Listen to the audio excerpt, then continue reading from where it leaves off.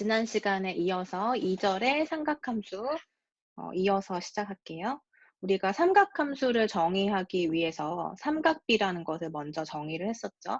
삼각비가 정의되고 나면 그 삼각비를 우리는 일반화해서 함수로 표현할 수가 있다. 그게 바로 삼각함수였고요. 지금 요 아래 그림 다시 한번 보면 반지름이 r인 원이 있죠. 그 원이 중심이 원점인 거고 x, y 좌표축을 기준으로 해서 OX축, 그러니까 원점으로부터 x의 양의 방향 쪽으로 요 축을 우리가 시초선이라고 생각을 하고 P라고 하는 어떤 점을 하나 찍었을 때 이 원 위에 있는 점에 대해서 그 점을 P라고 한다면 그 P까지 우리 그 각을 세타라고 정의를 했죠. 그래서 OP가 동경이다라고 생각하면 되고 그 세타라고 하는 각이 이동함에 따라서 어떻게 커지느냐에 따라서 P라고 하는 점의 좌치도 달라지게 될 거예요. 그래서 세타라고 하는 값이 하나의 독립변수 역할을 하면서 세타가 결정이 되면 즉 세타의 값에 따라서 P라고 하는 위치가 달라지게 되는 거죠. 그래서 세타가 독립변수가 되고 X랑 Y라고 하는 P의 좌치, 그러니까 P의 지금 좌표가 x, y일 거니까 x랑 y의 값이 세타에 의해서 달라지게 되는 거죠. 위치가 바뀌고 있는 거예요. 그래서 세타에 따라서 우리가 이 x, y의 위치 변화에 따른 함수를 정의했는데 그것이 바로 삼각함수의 정의였죠. 자, 그래서 사인 함수는 우리가 어떻게 정의했냐면 사인의 우리 삼각 B에서의 정확한 정의는 직각삼각형이 있다라고 했을 때 사인의 B는 뭐였죠? 빗변분의 높이로 정의를 했어요. 이거를 그대로 확장해서 우리가 이제 이 좌표에서 생각을 해도 사인의 정의는 뭐다? 빗변분의 높이로 생각하자. 그러면 빗변은 요 그림상에서 얼마가 되나요?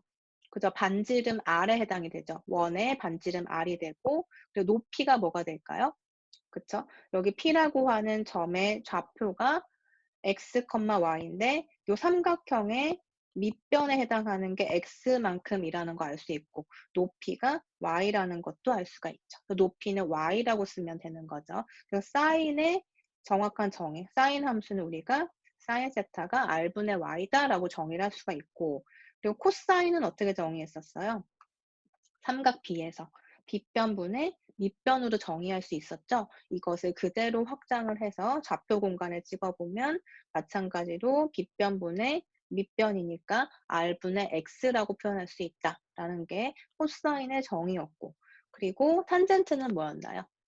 삼각 B에서 우리가 탄젠트는 그쵸. 밑변분의 높이로 정의를 했죠. 그러니까 밑변은 x에 해당이 되고 높이는 y에 해당이 되니까 x분의 y다.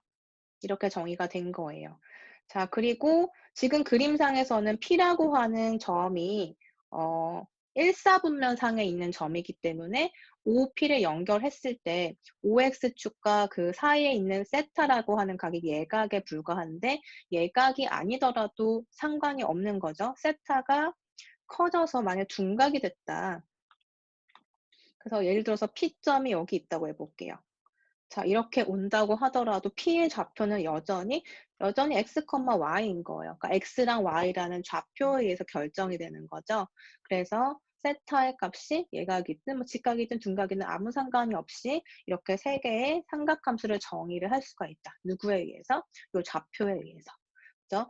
사인 함수의 역수 함수를 정의했는데 그게 바로 코시컨트 함수다. 코시컨트 함수는 사인이 r분의 y니까 거꾸로 y분의 r이라고 정의를 하고요. 코사인 함수는 r분의 x인데 뒤집어서 뭐라고 정의해요?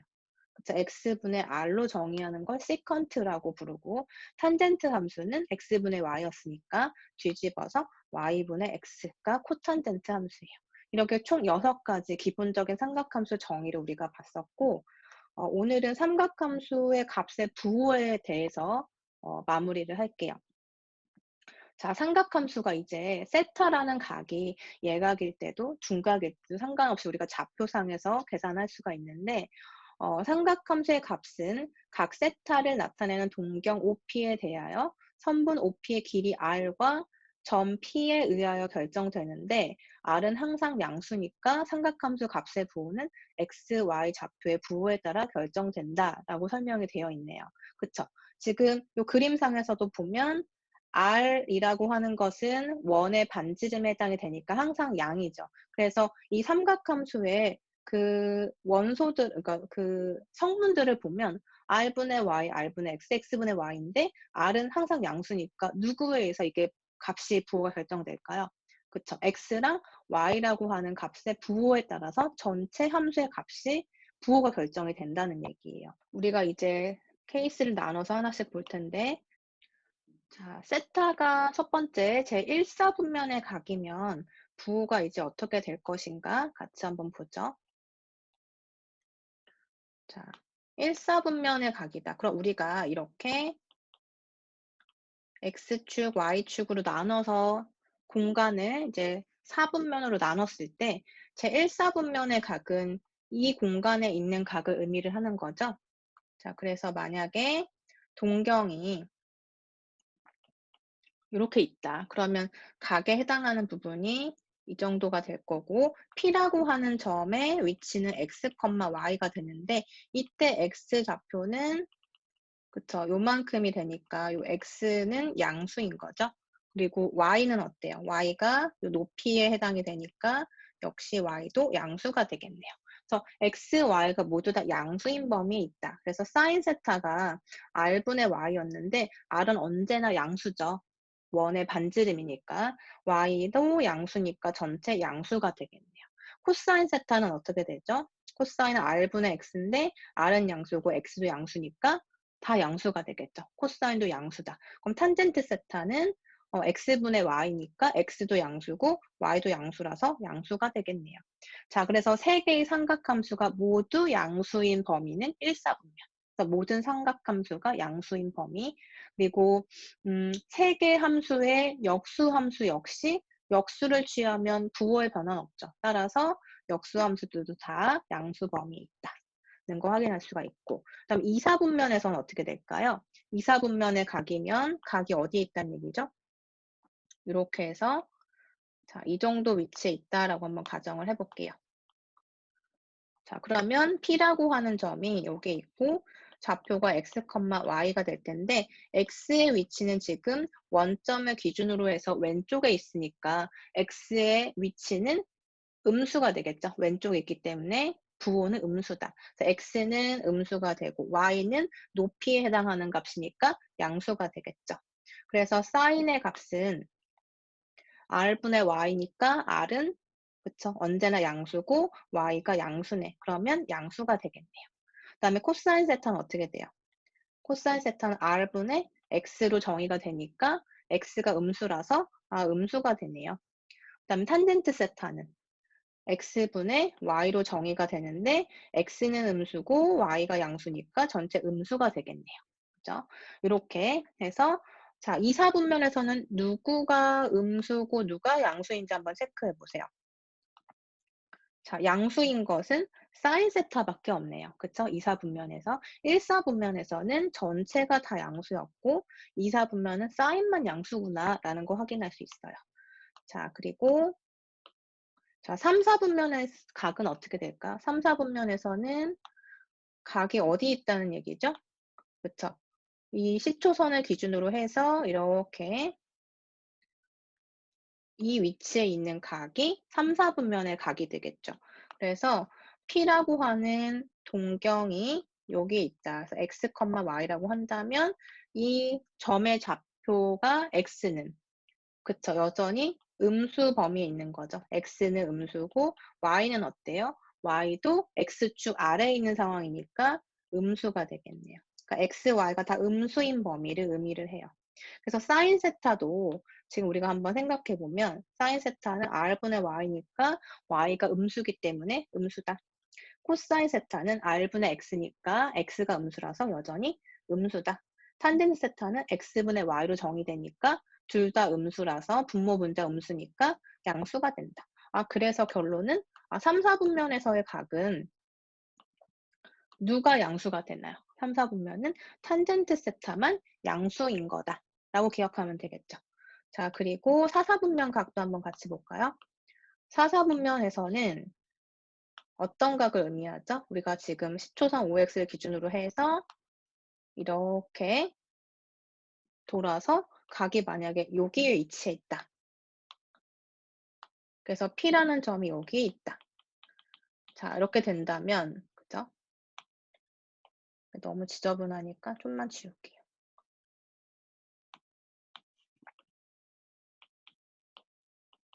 자, 만약에 세타가 4, 4분면의 각이다. 그래서 이렇게 P의 위치가 여기 있다라고 해본다면 세타가 그죠? 4, 4분면의 각인 거죠. 그럼 X는 어디에 있어요? 오른쪽. O라고 하는 원점을 중심으로 오른쪽에 있으니까 양수 범위. Y는 어때요? Y는 X축 아래쪽에 있으니까 음수인 거죠. 그죠? 그래서 X는 양수, Y는 음수다. 그래서 사인 세타가 뭐가 된다? R분의 Y니까 Y가 부호가 음수라서 음수가 된다. 코사인 세타는 R분의 X인데 X가 양수니까 전체 양수가 된다. 탄젠트는 X분의 Y니까 그쵸? 한쪽이 음수면 그냥 무조건 음수가 되는 거죠. 분모 분자에서 음수가 된다. 자, 그러면 사사분면의 각에서는 어떤 삼각함수만 양수인 건가요? 그쵸? 코사인 세타만 양수인 거 지금 확인할 수가 있죠. 자, 그러면 우리가 지금 요 네 가지를 정리해서 한번 나타내 보면,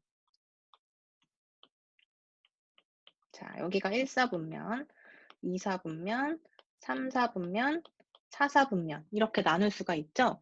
여기에서 지금 1사분면에서는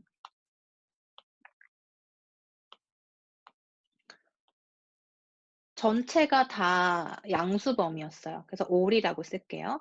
2사분면에서는 사인만 양수였죠. 그래서 s라고 쓸게요.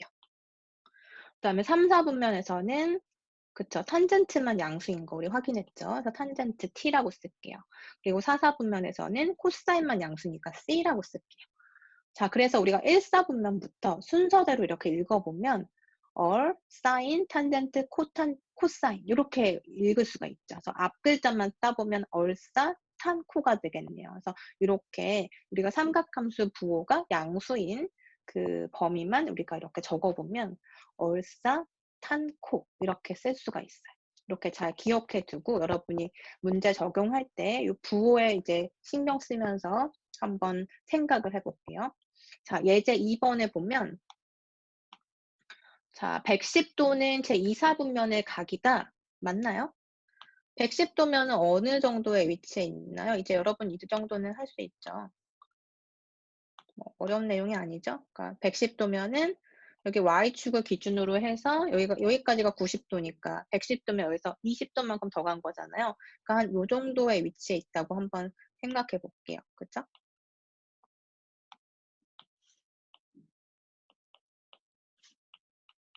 이렇게 110도? 그러면 이 2사분면에 위치해 있으니까 뭐만 양수이다? 그쵸? 사인 함수만 양수다. 라고 할 수가 있겠죠. 그래서 사인 110도만 양수인 거고 나머지 삼각함수의 값은 음수인 거 우리가 알 수가 있어요. 자, 그다음 B번에 보면 세타가 6분의 11파이다. 그럼 세타가 6분의 11파이라는 소리는 어느 위치에 있다는 걸 알 수가 있나요? 6분의 11파이면 2파이에서 6분의 파이 빠지는 각이죠. 그러니까 이렇게 한 바퀴 돌아갔을 때 2파이에 해당이 되는데 지금 6분의 11파이면은 2파이에서 거꾸로 6분의 파이만큼 빼주는 각이잖아요. 그래야지 6분의 11이 나오는 거죠. 그죠? 6분의 12에서 6분의 1파이를 빼줘야 되는 거죠. 그래서 빼주면 요 위치 정도 있다라고 했을 때, 아, 4, 4분면에 있다라는 거 바로 확인할 수 있죠. 6분의 파이는 30도니까 90도가 요 하나 전체잖아요. 그러니까 4, 4분면에 있는 각이다. 그러면 4, 4분면에서는 코사인만 양수다라는 거 알고 있죠. 그래서 6분의 11파이라고 하는 각에 대해서는 코사인만 양수다라는 거 확인할 수가 있겠네요. 그다음에 삼각함수 사이의 관계에 대해서 한번 정리를 해보죠. 다음 그림과 같이 크기가 세타인 각을 나타내는 동경과 단위원의 교점을 P라고 해보자. 자, 이번에는 우리가 이 원을 그릴 때 반지름이 R이 아니라 반지름이 1인 원을 그린 거예요. 우리가 이런 것을 단위원이라고 얘기를 하죠. 반지름이 1인 원. 그래서 우리가 보통 단위원이라고 하고 또는 유니서클이라고도 얘기를 하죠. 그러니까 단위원, 반지름이 1인 원이에요. 자, 그리고 이 원하고 그러니까 원하고 동경의 교점을 P라고 해보자. 그럼 P의 좌표는 x, y라고 쓸 수가 있죠. 자, 그러면 sin 세타라고 하는 삼각함수는 우리가 뭐라고 정의했었나요?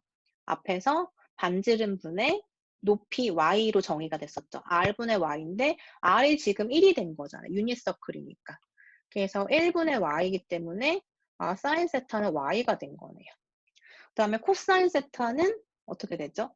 r분의 밑변 x였는데 r이 1이니까 1분의 x가 돼서 코사인 세타는 x가 된 거네요. 자, 그 얘기는 단위원에서는 사인과 코사인이 y와 x로 표현이 된다. 그러니까 r이라는 게 지금 1이 됐기 때문에 나타난 현상이고. 그다음에 탄젠트 세타는 어떻게 되죠? 탄젠트 세타는 x분의 y였죠. 그래서 뭐 달라진 것이 없네요. 그리고 탄젠트 세타의 분모가 x이기 때문에 x는 0이 될 수 없다라는 것도 우리가 잘 알고 있죠.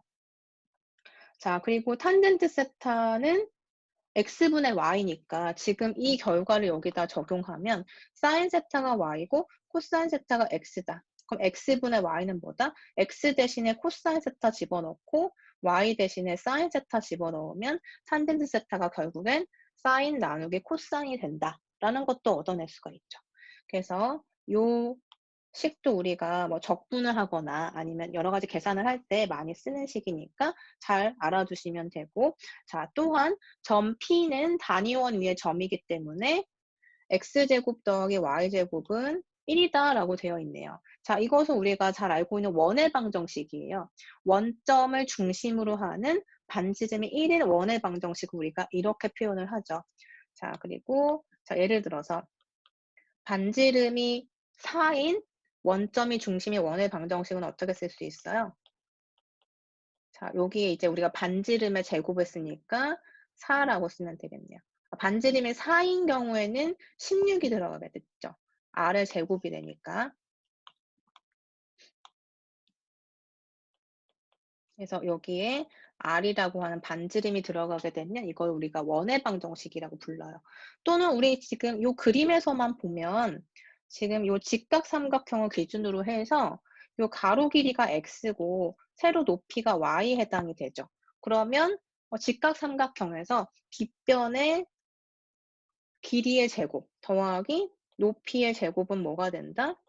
그쵸? 빗변의 제곱이 되는 거죠. 그러니까 밑변 제곱 더하기 높이의 제곱이 빗변의 제곱이 된다. 그래서 이런 식을 또 우리가 얻어낼 수가 있네요. 그러니까 어느 위치에 P가 있더라도 그쵸? 여기 삼각형을 그리고 여기 가로에 해당하는 게 X 좌표에 해당이 되고 높이는 Y에 해당이 되는데 빗변은 항상 1이기 때문에 이 식이 항상 성립을 하네요. X제곱 더하기 Y제곱은 1의 제곱이다. 자, 그래서 자, 요 식을 우리가 삼각함수랑 다시 바꿔서 한번 표현을 해보면 아까 우리가 x라고 하는 식은 코사인 세타라고 표현할 수 있죠. 코사인이 곧 x 좌표인 거예요. 그래서 x 대신에 코사인을 집어넣고 그래서 x라고 하는 값 전체 대신에 코사인 세타라고 생각을 해주면 코사인 세타의 제곱이 되는 거죠. x제곱 대신에. 코사인 세타의 제곱 이렇게 쓰고 y의 제곱은 뭐가 되냐면 y가 앞에서 사인 세타였으니까 사인의 전체 제곱이 된 거예요. 그죠? 그래서 우리 식을 쓸 때 사실은 x가 코사인이었으니까 이것을 양변 제곱해주면 이런 형태가 되는 거죠. 이걸 우리가 이렇게도 쓰는 거예요. 이렇게. 그리고 사인도 마찬가지죠. y는 사인 세타라고 했는데 양변 제곱해주면 y제곱은 사인 제곱이고 이걸 우리는 이렇게도 쓴다. 자, 그래서 위식에 의해서 결국은 두 개의 제곱의 합이 뭐가 된다? 항상 1이 된다라는 거예요. 엄청 중요한 식이죠. 이것도 여러분 잘 기억해 두세요. 뒤에서 계속 쓰는 식이니까. 자, 그럼 예제 3번에서 세타가 제 3, 4분면 각이고 사인 세타가 마이너스 5분의 3일 때 코사인 탄젠트 값을 구해라 라고 했어요. 자, 3, 4분면의 각이면 어떤 삼각함수만 양수인가요? 그렇죠. 탄젠트만 양수죠. 그러니까 사인과 코사인은 음수가 돼야지 맞는 값이 되겠죠. 자, 그러면 주어진 사인 세타 값이 있기 때문에 나머지 코사인과 탄젠트를 구하기 위해서 위에서 유도된 요 식을 한번 적용해 보도록 할게요. 자, 그러면 사인 제곱 더하기 코사인 제곱은 1이라고 했죠. 그렇죠? 그래서 사인 세타의 제곱을 해주면 마이너스 5분의 3의 제곱이 되니까 25분의 9인가요? 그리고 코사인 제곱 세타를 하면 1이 된다. 따라서 코사인 제곱 세타의 값은 1 마이너스 25분의 9가 된다. 확인할 수 있죠. 자, 그러면 25에서 25분의 9를 빼면 25분의 16이 되죠. 자, 그래서 코사인 세타가 뭐가 된다? 제곱해서 25분의 16이니까 플러스 마이너스 5분의 4가 되겠죠. 자, 그러면 코사인이 5분의 4도 있고 마이너스 5분의 4도 있다는 얘기인데 어떤 값을 선택하면 될까요? 그쵸? 세타가 지금 3, 4분면의 각이라고 했으니까 탄젠트만 양수예요. 그럼 코사인은 뭐가 될 수밖에 없다? 음수가 될 수밖에 없다. 그죠? 그러면 코사인 세타는 마이너스 5분의 4죠. 왜냐? 세타가 3, 4분면의 각이니까. 이렇게 이유를 써주는 게 좋겠죠. 자, 그리고 코사인 구했고 탄젠트 세타는 어떻게 구하면 되나요? 탄젠트 세타의 정의는 사인 세타 나누기 코사인 세타다. 자, 그래서 사인 세타는 마이너스 5분의 3이라고 했고 코사인 세타가 지금 구한 마이너스 5분의 4니까 약분해주면 4분의 3이 되겠네요. 그쵸? 자, 이렇게 해서 우리 간단한 삼각함수에 대해서 같이 알아봤고 다음 절에서 우리 삼각함수 그래프 한번 같이 그려보도록 할게요. 삼각함수 그래프를 보시면 첫 번째 중요한 정의가 나와요. 주기함수라고 하는 거 먼저 보죠. y는 fx가 정의역에 속하는 모든 실수 x에 대하여 f의 x 더하기 p는 fx를 만족시키는 0이 아닌 상수 p가 존재할 때 함수 f를 주기함수라고 하고 이러한 상수 p 중에서 최소인 양수를 그 함수의 주기라고 한다. 이것이 지금 정의인데 자, 지금 이 식을 보면 f의 x라고 하는 주어진 함수하고 x라는 정의역 대신에 x 더하기 p가 들어간 함수하고 같은 값일 때 우리는 이것을 주기함수라고 한다. 그리고 이 p를 우리가 p 중에서도 가장 최소의 값을 주기라고 부른다라고 했는데 자, 여기 아래 그래프를 한번 보면 그래프가 지금 이렇게 생겼죠. 이렇게 아치 모양으로 몇 개가 그려져 있는데 똑같은 그림의 모양이 반복되고 있는 걸 볼 수가 있어요. 이렇게 반복되는 하나의 마디를 우리가 주기라고 부르는 거죠. 자, 그러면 이렇게 생각할 수도 있잖아요. 지금 똑같은 모양이 반복되는데, 자, 이렇게 두 개의 마디가 계속 반복되는 걸로 볼 수 있는 거 아닌가요? 그쵸? 지금 이렇게 하나가 반복되는 모양으로 볼 수도 있지만 두 개가 지금 쭉 반복되는 걸로 봐도 되니까 이거를 주기라고 하면 되지 않나요? 라고 생각할 수 있는데 이렇게 생긴 것들 중에서 최소의 그 값을 주기라고 하기 때문에 그쵸? 이런 모양도 지금 이렇게 생긴 모양도 반복된다고 볼 수 있고 이 모양도 반복된다고 할 수 있지만 그중에서 최소인 거는 이런 모양이 되는 거죠. 그렇죠? 그래서 주기라고 하는 것은 이렇게 최소의 모양 단위를 주기라고 한다는 거예요. 자, 그리고 지금 함수가 y는 fx다라고 하는 지금 주어진 함수가 있죠. 자, 그러면 여기 이제 x축상에 a라고 하는 점이 있다고 해볼게요. 자, 그리고 원점으로부터 이렇게 떨어진 거리에 P가 있다고 해볼게요. 그래서 이 P를 우리가 뭐라고 하냐면 주기라고 부른다는 얘기죠. 자, 그런데 함수의 값을 한번 비교를 해보면 원점 5에서의 함수값하고 0이라고 써볼게요. 그리고 P에서의 함수값은 Y축 값이 0이니까 서로 같은 거죠. 그래서 지금 이렇게 F0하고 FP하고 같은 상황인 거고, 자, A에서의 값하고 한번 생각해 보면, A에서 P라고 하는 거리만큼 떨어진 이 위치를 우리가 A 더하기 P라고 볼 수가 있는 거죠. 그런데 A 더하기 P에서의 값도 한번 보면 높이가 지금 일치하는 것을 볼 수가 있죠. 그러니까 A에서의 값하고